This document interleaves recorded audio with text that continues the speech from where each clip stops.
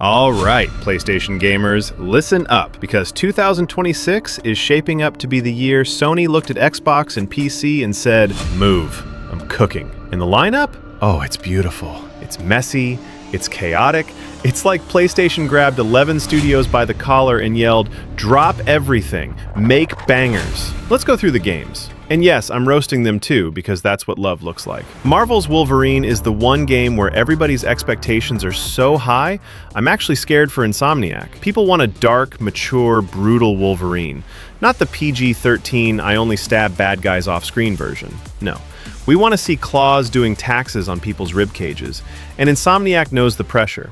After Spider-Man 2, they basically promised us, "Don't worry guys, this one's gonna hurt." Gameplay leaks already show combat that looks like someone combined Batman Arkham and God of War and said, "Make it more violent." If this game ends up being mid, oh, the internet will never forgive them. Marvel fans will riot harder than when they recast characters.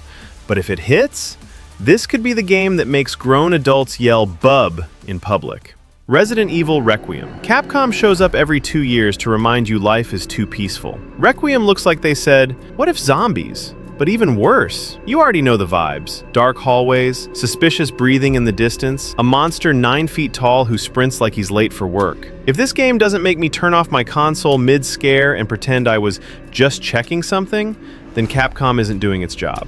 We know the formula.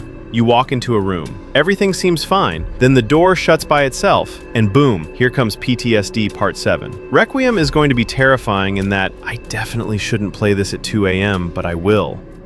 Halo Champion Evolved. Halo on PlayStation. Something I never thought I'd say without being struck by lightning. This is the kind of crossover that makes Xbox fans question reality like, am I hallucinating or did Master Chief just spawn on a PS5? The funniest part? If this version runs better than the Xbox version, Twitter is going to catch fire. Gameplay looks like classic Halo, but sharper, more stylish, more cinematic. Like Halo finally got a skincare routine. Master Chief pulling up on a Sony console is the energy shift we needed. This is multiverse level gaming.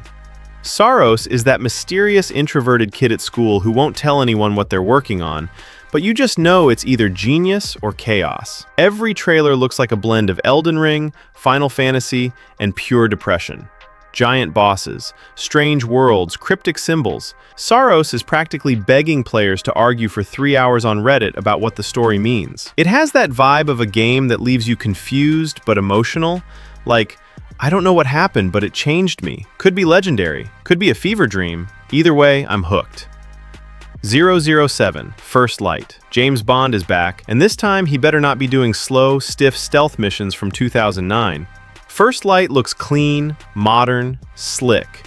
The type of game where you go from stealth to action so fast, your controller files a complaint. If this game doesn't let me drive a car through a collapsing building while shooting at a helicopter, then what are we even doing here? The trailers scream big-budget spy chaos, and honestly, Bond deserves a comeback after years of mid-games. Just don't give us QTEs every 30 seconds. Please, I'm begging. Neo 3 is coming specifically to ruin your self-esteem again. This series doesn't do easy mode. It doesn't do fair.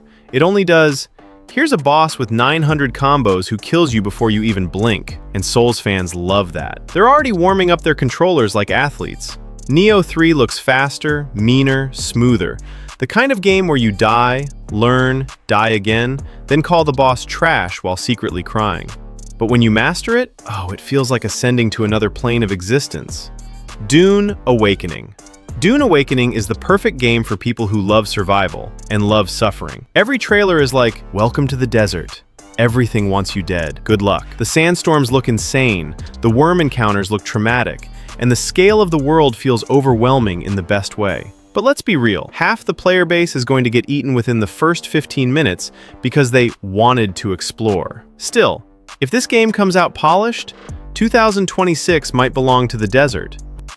Crimson Desert looks like a game that asked, what if we put every cool feature in one game and pray the console doesn't explode? Every trailer is nuts. Combat flying everywhere.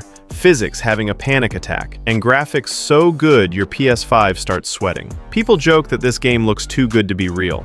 And honestly, it might be. If they pull this off, it could be one of the biggest RPGs of the decade. The Blood of Dawnwalker. Everything about this game screams dramatic gothic fantasy. It looks like a universe where everyone is cursed, sad, or turning into a monster at any given second. The world design? Gorgeous. The story? Emotional trauma. The tone? I haven't felt happiness in 400 years. This is the type of RPG that gets award nominations before it even drops. If you love melancholic fantasy and morally gray characters, this one is calling your name.